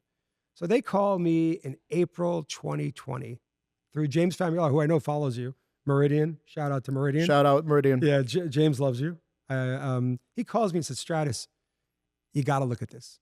It's Buffalo Wild Wings, 25,000 square feet in the heart of Times Square with a rooftop deck, freestanding building, 5 floors, 4 floors with the basement. I said, James, I'm just a little guy. I'm a little guy. Those deals are for the public companies. They're there for big personal guarantees. But you know what? I never say no. And out of respect to the Friedlands, I'll be happy to go meet them. And this is April 2020, where I'm leaving my house. My wife's in the hazmat suit because COVID is raging. Right. And she's like, where are you going? And I'm in Southampton. And I'm like, I got to go to Times Square for a meeting. She's like, what? You're not going to Times Square. And why are you going to Times Square? So I'm looking at a restaurant. She's like, and then we got into talk. She's like, wait, $1 billion company just handed in the lease. Buffalo Wild handed the keys in March, handed it in. And you think you're smarter than them? I said, no, I just think I got more balls. And I see things they might not see because I don't think this is gonna last that long. Right. I think we'll be out of this in a year or two. It took 3 years, but whatever. Make a long story short, I drive into Times Square. It was, to this day, I still have like PTSD. There was not one person in Times Square, and it was a Friday afternoon. I'll never forget It was like I Am Legend. it was at the movie. Yeah. Yeah, it was. There was nobody. You could walk on the street. There was nobody there. And it was so fucking sad because I knew that's when I started to talk about that too, when I became a COVID advocate for small business, because I knew these politicians never ran a lemonade stand. And I knew they should not be making decisions like this, especially when all the big box retailers are standing. That's a whole nother conversation. Back to the lease. ADHD. ADHD is the best thing for business. I have it. It's the best. It makes you multitask at a very high level. And when kids say, and that's another thing that kids will say to me, you know, I have ADHD. You're blessed. Yep. Don't medicate it. Me and you will swap Adderall. Don't medicate it. Right. You can multitask at a high level. It's the greatest thing for entrepreneurship. It sucks for school. Yep. Greatest for, don't medicate it. Embrace it. Anyway, getting back to the lease, I look at the space, 60-foot ceilings. I'm like, oh shit, this is fucking stunning. They put $14 million into it 5 years ago. And I'm like, all right. And they start telling me, oh, the rent is $2 million. Were you like, I'll see you guys later, peace? No, I know. Again, out of respect to the freelands that were in front of me, I was like, okay. And then, you know, I think it was David or his brother said, okay, make us an offer. I said, David, I'm going to write down the offer and I'm not going to take it personal if you never call me again, because you're not going to like my offer. I said, okay, 25,000 square feet. I said, we're going to do 6% of my gross sales capped at $1 million. It's as high as I'm doing. Capped at $1 million. It's about 650 seats on all the floors. I said, I want a 20-year lease. No one gets more than 10 years in Times Square. No. I want a 3-month PG, not PG, anything more than 3-month good guy guarantee. You can make it roving through the lease, 3 months. I give you 3 months. I can sell the lease. I can assign the lease, or I can hand back the keys. 3 months, I'm on the hook for. That's, and again, after you finish your story, I want all the things that you're saying for people that are signing leases. I really just want you to, because these are the things that I explain to clients every day, how important those terms are. It can make or break your business. Of course, in COVID, we learned. And, you know, even something like the COVID clause. Yeah, you love that. So I came up with this whole thing, the COVID clause. Right. And it's in every one of my leases. I won't sign a lease without a COVID clause. It just basically means where business interruption ends, insurance ends, and where a politician could turn around and just shut you down. Right. Unconstitutionally. For whatever reason. Illegal. Right. Because I'm very, if you know my history, I hate politicians. And I fucking don't believe they should ever be in small business decision making. But anyway, shut my business down. And I said, if they shut us down again, it could be the next socialist, communist. I even said mayor. Right. And this is 2000. This is 2020. You called it. You called it 5 years ago. Yeah. I said, who knows who the next mayor is going to be or the next governor is going to be? If they shut us down where business interruption won't cover it, it reverts to a 6% lease with no base rent. I'm shocked that they signed that. I mean, now again, listen, this is a 25,000. This isn't a 2,000 square foot. This is a 25,000 square foot space. But remember, we're in April 2020. Right. Yeah, everybody's abandoning the properties. But like now, if you're the landlord, you're like, okay, are you betting that, you know what, even if this ends 6 months from now, a year from now, you know, I could still maybe get the rent back then? Yeah, you know, I know what landlords do. They need to have that thing tenant. They need income, or they need a signed lease to go back to the bank. Especially then. Of course, they need to go back to the bank. Right. Because remember, our rent is one thing, but think about it 10, 20x. Right. Because they go back to the bank and refinance, even without me, because I got 2 years rent free. Right. Without the rent even being paid, they just take that paper and go to the bank and get funded. Right. But now as an operator, like, and this is what I was like, when I heard this whole story, I'm like, I don't know if it's balls and no brain, or, you know, because now you're going from you might be right. Well, no, I mean, but you're going right, because everybody said I was crazy. Well, no, I mean, it's not even that. Like, as an operator, you go from 4,000 to 25,000 square feet. League. Like, out of my league. You know, I'm sure you calculated the staff and everything else that you need in there. Out of my league. Like, but, did you have a game plan, or you just so the game plan was this. Anyway, let me tell you. So I write it on a napkin. Right. 20-year lease, 3-month PG. Right. Good luck with that. You know, they make it PG the whole 10-year lease. 100%. 20-year lease, 5-year option. Corporate guarantee, personal, whatever it is, right? Nope. I just wrote down the biggest horror show that a landlord could read. And then basically I give it to him. And while I'm giving it to him, I'm putting my jacket on. Right. This guy's going to be like, yeah, he's going to tell you, go fuck yourself, get out of here. Right. So he calls, I think, his father or his uncle, the next generation, the older generation. And he says, Dad, this is the thing, whatever. And I'm just like putting my jacket on, you know, drinking my water, ready to get the hell out of here. And I go, And then David turns around and says, wait, don't go anywhere. Wait, I'm on the phone. Give me I'm like, sure, whatever. There's no way they're accepting this deal. And I'm not negotiating. It's take it or leave it. Right. Not negotiate. I already had that in my head. Because I'm crazy right now, signing a fucking lease April 2020, putting my name on such a big property way out of my league. I mean, did you have to run this past like partners I had a partner that saw it right away. Right. So Robert Donpu Cummins and Dave Thomas, they saw it right away, and I give them a lot of credit. Right. Because I don't know many other partners would see it. I saw that COVID's not going to last. Right. It's going to be 2-3 years. We're going to design the lease accordingly. We're not going to pay rent until we open. So let's just go with it. Right. There's already $14 million in here. I got, another one to put up $1 million to convert it to Chop House. We did this with no money down. And this was before anybody knew what Chop House was. Well, no. We were very successful downtown. We were in the But how big is the 4, Chop House? Yeah, right. How many seats? Yeah, 140. As opposed to 700. Yeah, we went differently. Right. Differently. Right. Yeah. And so as I'm putting my jacket on, David goes, my father said, what's your lawyer's name? So I said to him, wait, are you accepting my deal? They said, yeah, we're going to take your deal. Right. I said, because usually they'll like come in with, well, once everything gets back on track, we want a percentage after you hit a certain number. None of that. No. Actually, the percentage stops. When it hits $1 million, it's it. Wow. But under $1 million, let's just say I did $10 million, I paid $600,000. Okay. So but $1 million was my cap. Right. So, and then I started saying, are you sure? Like, I'm trying to talk them out of it. I'm like, are you sure you want to do it? They're like, my father said, give me your lawyer's name. Let's get this papered. I'm like, and I'm like, wow, all right. I'm not going back on it. We're in. So now you're like, holy fuck, I just signed the 25,000. Now, how do I explain this to my wife? Well, but also, I mean, like, from the risk standpoint, were you also, how did you feel about, even the diners in New York coming back? Would they want to be in a big room all together? What I loved about the space is broken up in four floors and a rooftop. Right. And those are the spaces I look for. You give me one big ballroom, that scares the shit out of me. Right. That's what made Philippe Chow great. That's that space on 60th, which is no longer great there. space. Which is a great space. Yeah, now they're making it into a 90-story building. Right. It was no more than 65 seats per floor.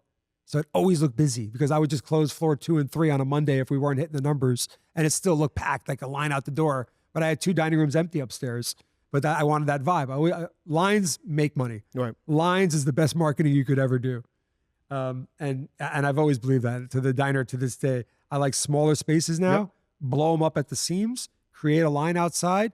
Everybody wants the video. Well, you're also very picky. I mean, like, me and you started talking about 5 years ago, and I know that you looked at like every space, and you're one of those, like, when I see the space, I'll know. Correct. I learned how to play poker. Right.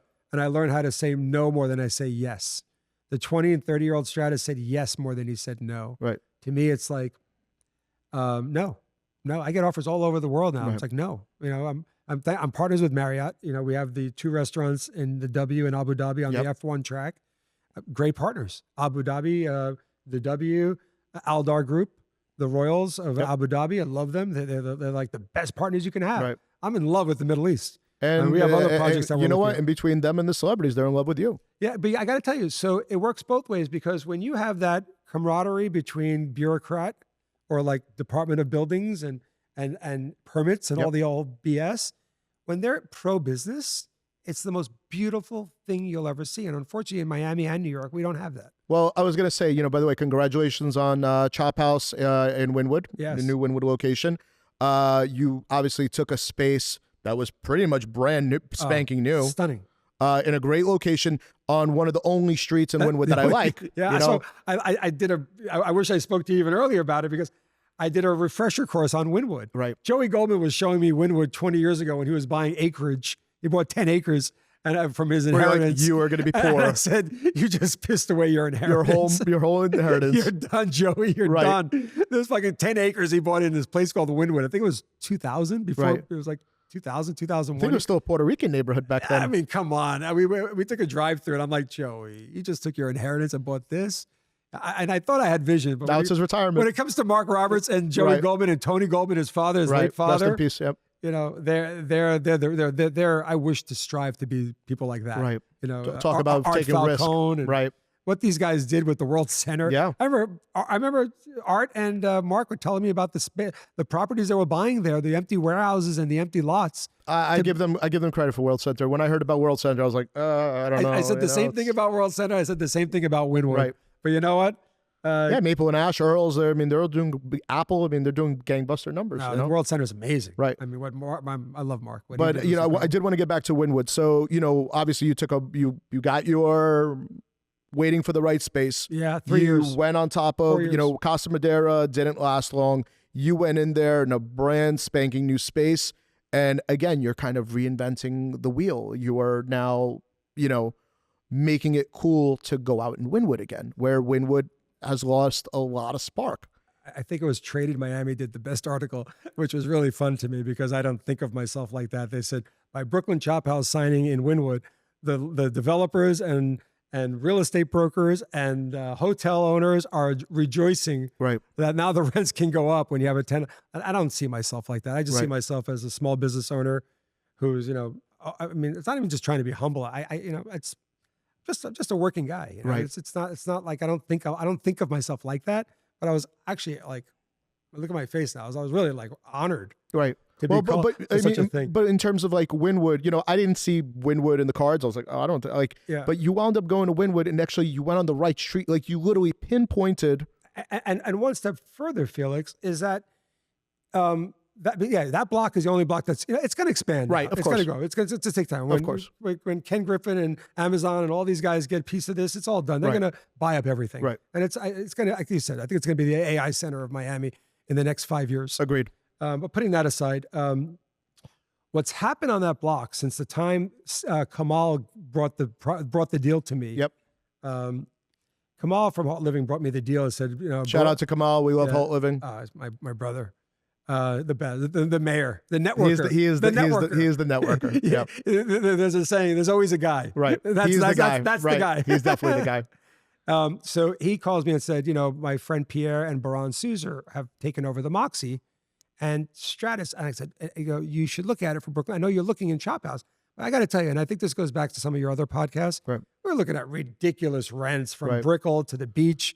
Brickell to me makes no more sense. I'm like, are you guys crazy? Right. And then you see, and I think another one of your podcasts, which I've been watching really carefully. I just love your podcast. I appreciate it. And they're putting 10, 20, $30 million in these restaurants. But there's no math. Who are your CPAs? Right. Who are the guys doing your financial models? Right. There's no way you're getting that money back. Well, I think that a lot of restaurants have this misconception of how much money the most of Miami restaurants actually do. Because, all these $30, $40 million numbers get thrown around by landlords. And what pisses me off about a lot of landlords is, they're not looking after putting in the right concept. They'll, when I hear, I want a concept that's going to do $15 million, like, okay, but you're not asking what kind of concept, what's good for the neighborhood, community. Right, for the community. And value. Right. I forgot about those words. I mean, those are some pretty big again, words. I've been studying since I left the market in 2012. I've been watching the Miami market. I still love to visit here, but I couldn't connect to the market anymore. And especially in the last 7 years, this market went out of control. Right. And then everything was gimmicky. Everything was like, how much dry ice can you use for a table? I mean, what about, and I love this Sonny's. This Sonny's to me was exactly what I've been saying for 4 or 5 years. Right. Back to value. Back to value. Back to value. Right. The consumer, I don't care how rich they are. Right. They want value. Right. I don't care what your bank book looks like. They don't want Disney World. They want value. They don't give a shit about the dry ice. Right. They don't give a shit about the big shows. Right. Give me good food at a good price, good music, with service. good drinks. Give me a good vibe. Right. And now then when Kamal told me about the space, and I trust him. Yep. Because he's not trying to just put you into a space. I've had like 10 other brokers and people, and Kamal's not a broker, he's family. Right. And I've had like 10 brokers besides Kamal. Right. Got to see this, got to see that. It's all bullshit. Right. I mean, the PGs alone. Right. I would never put my name on it. Zero. I'd give up God forbid it goes wrong, you own my house. Zero. Not going to happen. And even with spaces that are good, when I hear some of these terms like, we're only going to give you a 5-year lease and then it goes to market price, or, I'm like, we have, as much as people are like, aren't there so many restaurants closing? We have so much space. Yes. Yep. But what people want for those spaces, like I would never even show it to a client. No. Zero, No. Yeah. And so what I saw the last 5 years, 6 years in Miami was a lot of people that never really operated a restaurant are operating restaurants. Right. And I think to quote Sam Nazarian in your recent podcast, which again, because they're screaming what I say all the time, but I don't want to feel like I'm plagiarizing them. So I want to call out their let's say it names. at the same time. Yeah. You have to be. You have to be good to be great. Yeah, well, I love my favorite book is Good to Great. Right. You have to be a great operator. Absolutely. You know, there's no shortcut. That's right. You know, and even with that, you still have a good chance of failing. But everybody's opening a restaurant in Miami because that's the thing to do, because they just think it's a cash register and it's a glamorous fucking business. And 90% of them don't even know what permitting in Miami is like. Oh, whether they want to have experience. And nothing has changed since 2005. Zero. Nothing's changed. Right. Corrupt. Again, I don't know about corruption now, but oh no, it's still there. When I was doing the thing for the Gansevoort in 2006, I was in the office of the Commissioner of DOB. The feds kicked in the door and they arrested everybody. Right in front of me. I'm like, welcome to Miami. I remember that. Yeah. We had friends. We had friends that opened up that hotel. So getting back to Wynwood, I started studying Wynwood and started to understand that this, I think, is the next frontier. Yep. And you guys would know better than me because you breathe, eat. Even though I want to eventually, especially now with the last election, I think I'm going to spend a lot more time down here. Mm-hmm. But I've always loved Miami. My brother lives a little bit north. I had a house here, Northwest 82nd Street, back in early 2000s, right on the water. I loved it. But I didn't understand Wynwood. Right. And what's really cool about that block is you got 3 great restaurants. Yeah. You know, Sparrow, Caillou, and you got Uchi. Uchi. You got Joe's Pizza. Yeah. Oh yeah, Joe's. You got taco stand. Yeah. I mean, you actually have. It became a great block. Yeah, and I think that's gonna be the epicenter that's there. the hub. And it's just gonna blow up. That is the hub. And it's gonna keep going left, right, north, south. If east, I west. could own any block in Wynwood, that would be the block. And that's where Diner 24 is going to go with Joey Goldman, right, Joey? Oh, Right, Joey? On the corner. Oh, His new development. New news. What's your opinion in terms of like the future of Miami culinary in general? Well, I love that it's getting back to value. Right. I love that it's getting back to, because we're the only industry where you got to do food service and atmosphere at a very high standard. If you fail in one of them, you fail. Right. I don't care who you are. Food, service, atmosphere. If you lose one of those, you fail. It's not math. It's just history. You can't have great food with a dirty restaurant and great service. You can't have bad food with great service and a beautiful restaurant. Right. You can't have a beautiful restaurant with amazing service and bad food. Right. Doesn't work. You need all 3. All 3 have to work. And when I say atmosphere, in Miami, you need a little more of a vibe. Right. You know, more entertainment. People are looking to release stress and escapism. And I get it. And I think that, you know, we did it during Philippe. Yep. We had a great run there. You know, we did really well for a hotel with a Band-Aid, built on Roni Plaza and a Band-Aid was basically what I called it.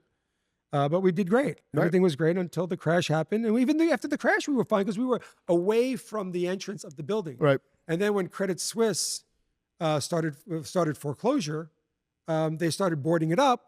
We still survived. Right. We were still doing $8 million a year. Because you had a loyal following. Yeah, Right. and it was separated from the entrance where it was completely like everything was getting boarded up. And then when the air conditions went out, then when the valet went out, then it's like, all right. You know, that's actually another question I have for you. Do you feel that, you know, back then, you know, loyal following, loyal crowd was, you know, people that know, you know, they come in, they know the owner, they know the host, they know by today's standards, do you feel that at least Miami, because I'm seeing a little bit more of this, where people just want to try the new thing, take a couple of Instagrams and just keep going on to the new thing? Yeah, that's a lot of people, right, for sure. But at the end of the day, good food, good service, good atmosphere, and value right. is going to bring you back. It's going not just the locals, it's going to bring everybody back because people are tired right. of spending, you know, $200 a person. I made it so obvious on my menu, right? Because every time I build a menu for, like, I'll have a $50 steak, but I'll have a $300 steak too. Right. You know, if you want to ball and you want to spend and you want that Wagyu and you want that, you know, double porter or a bone-in ribeye, it's, you know, for 2, or tomahawk. Right. You know, you want to spend $385, $400, it's fine. But you went full circle and you brought that diner mentality back. Correct. I have a $10 burger. I have a $40 burger. Right. And that's what that's how you have to design menus. Right. If you want to really be for the long game, and like with the locals especially, you got to make sure that they come in and they don't see the first steak at $90. And that's really what I like about Brooklyn Chop House is that you do go for the tourist and the local. You're one of the few operators that I'm like, that motherfucker, he's figured it out. I got to tell you, I'm more for the locals. Right. because the tourists are going to come and they're going to. I'll tell you yesterday. Well, they know your name. I mean, Yeah, they got, you know, sure. you get the business from New York. I mean, you got a brand. Yeah, you know? no, and that's important to me, and I don't take that lightly. Right. And I believe that customers have to pass 1,000 doors before they get to ours, and I want them to feel that way. Right. That we appreciate them for choosing our door. Now, is this because all these new locations that you're popping up in Miami is, you know, because you made some headlines, national news, you know, when we got the new New York mayor. Yeah. What was your whole stance on that? Well, let me go back a little bit. During COVID, I never found myself as an advocate, you know, or putting myself out there to fight politicians. Right. You were just more about disrupting. Yeah. Like, you know. But I wanted to go after Cuomo. Right. Go after Mayor de Blasio. De Blasio. I call him de Blasio. The worst. The worst. And what happened was I had Fox supporting me because I was a voice for small business when the Restaurant Alliance of New York and all that, they don't do shit. Right. Okay. Sorry. I call it like it is. Yeah. They don't do shit. And bottom line is I saw small businesses not getting PPP. But meanwhile, I won't mention names, but you know who they are. I know who they are. A burger joint with $2 billion market cap with $200 million of cash on hand is all of a sudden getting $40 million and $20 million in PPP. Yeah. But my little guy who used to work for me as a baker has a 40-seat cafe in Brooklyn. Right. Can't get 50 grand to put diapers on his fucking kid. Right. And then we got de Blasio taking that same burger and said, eat this burger and this French fry, get a shot. Fuck you. Disgusting. Fuck you. You're not going to, listen, you take a vaccine, that's your business. Right. But now you're telling me I got to fire my staff because they didn't get the third shot or the second shot. That's when I put my fucking foot down and I went to war with Cuomo/Hochul and de Blasio. And they tried to put me in jail 3 times because I wouldn't follow the mandates and I would not fire my staff. Because let me tell you what we did, me and my partners did in March 2020 to July 2020. We fed 9,100 healthcare heroes, not workers, heroes. Because I went into those emergency rooms bringing the food in there in March, February, March, April, May, June. I saw body bags. Right. I saw people, nurses and janitorial and maid staff cleaning beds of people that just passed away. And they're going back to their families. Right. These are fucking war heroes. Right. They should be treated like war heroes. Right. These people are my heroes. I said, you know what we're going to do for the next 9 months? We're gonna basically feed the healthcare heroes. And we fed them. Right. We had trucks showing up. But then the New York Post did like, you know, hero of the day, which we're not. I hated that. I hated it. Right. I got the honor of it. Yeah. Hated it because the people that are in those emergency rooms, and not just nurses and doctors, the janitorial staff, what about them? Right. Maids. They're cleaning up after someone just passed. Right. And they're going back to their families. They're my heroes. And I remember I used to bring in lobsters and steaks. I even brought wine. Wow. And I think it was... Beth Israel calls me, the lady's like, we're so grateful that you're doing this every day. Yeah. You know, big packages, like SUV packages. Right. Can you just stop giving the wine? And I'm like, it'll stop immediately. Right. I started putting vodka in there. Oh my I'm God. like, fuck you. You know what? Let them get a fucking glass of wine. They earned it. They earned it. Right. You know what? I started adding bottles of vodka just to spite them for saying that. The admin telling me no alcohol. Fuck you. So now fast forward to this new mayor. So fast forward to this new mayor. Well, let me tell you. So when Hochul tried to arrest me 3 times, the only person that came to my defense, Tucker Carlson. Wow. Only one that came to my defense. Interesting. Put me on, and I'm not a righty. Right. I'm not a lefty. I've always been independent. I've always voted across the lines. I voted where I think it's pro-business, but it never is, except for Bloomberg and what's his name? What was his name? The president in 1990, Ross Perot. Oh, Perot. That's our man. Ross Perot and Bloomberg were my favorite. Right. Ross Perot. What a different world we'd have today if he was our president for 8 years. Oh yeah. So basically, I became an advocate during COVID, and I'm like, after COVID was pretty much done, I'm good. I'm going to go back to my business and whatever. Then I start hearing about this 33-year-old Mamdani. Yep. That's going to raise minimum wage $30, defund the police. We didn't have enough of that. Yeah. You know, I mean, I'm like, no. So we forgot. Never forget. Bullshit. We forgot. Right. I go, is this crazy? Right. No. And then when I heard him go into like all these anti-business positions, I basically said, okay, I'm jumping back in this. But what I love is you weren't like, oh, listen, there's a lot of crazies on social media, but you did it very intelligently. You broke it down by the numbers of what a restaurant needs to survive. And that's what I dig about you, that you don't say shit just to say it. No. You literally, like, because there's a lot of people, you know, like, you like, no, let me explain why we're fucked. Yeah. And that's what, you know, I was like, wow, this guy's, I was like, amazing. Like, Yeah. you know, because with the minimum wage going up and because of and people think I'm taxes anti-worker. Listen, most of my staff makes over $40 an hour. Right. With tips and income. And all my cooks make over 30. I'm in the wrong business. Yeah. You know, but my point is that, you know, they deserve it. A lot of them with me for 30 years. Right. Some are with me 20 years. Right. A lot of them were 5-10 years, Right. most of them. Right. And that makes me feel good because they're like my extended family. Yeah. I'm not against that. I want them to make a living where they can take care of their families too. Right. But let's be honest and let's be real. If that $15 goes to 30, then that $30 guy is going to want 45. Right. And then then not minimum wage, then overtime is going to be $45 an hour. Minimum wage, 45 an hour. I'm okay with it. Let's just play the game that they want us to play. I'm okay with that, Mom Donnie. Right. Do it. We're just a messenger. Because at the end of the day, you know who's going to pay for it? The consumer. Right. Because that $12 burger is going to be $25. Right. And are they going to pay $25 for a $25 burger? They're not. And then you're going to destroy small business. And then you tell us how we can book the credit card. Even though it was great with the credit card, how we can book the tips because there's no tax on tips. Now he wants us to reverse that into something with a city tax. Then they hit us with this. It wasn't Mom Donnie, it was de Blasio. Yep. A 6% rent tax for anyone paying over $250,000 a year. Why? Right. And then the one thing I'm going to hold Trump to, Trump said he's going to remove all the federal federal taxes. Right. Payroll taxes, sorry. Federal payroll taxes. Let me tell you something, Felix. He does that, it's a fucking game changer. Right. Because not the 7.5% drop to our bottom line. I suggest, and I've had this with 2 cabinet members of Trump's cabinet, and I'm more than happy to I'm pushing on it, is make our 7.5% disappear. Because it doesn't go back to the employee. Right. It goes to the government. Right. Agreed. And then their 7.5% should drop to 5%. And let me tell you, put the 2.5% back in the employees' pockets and remove the 7% from small businesses, you will see a boom in this economy like no other. Especially for hospitality. Well, especially for the economy, because small businesses are the ones driving this economy. Right, absolutely. You know, employees under 50 should have paid no federal payroll taxes. Right. 0. And he ran on it.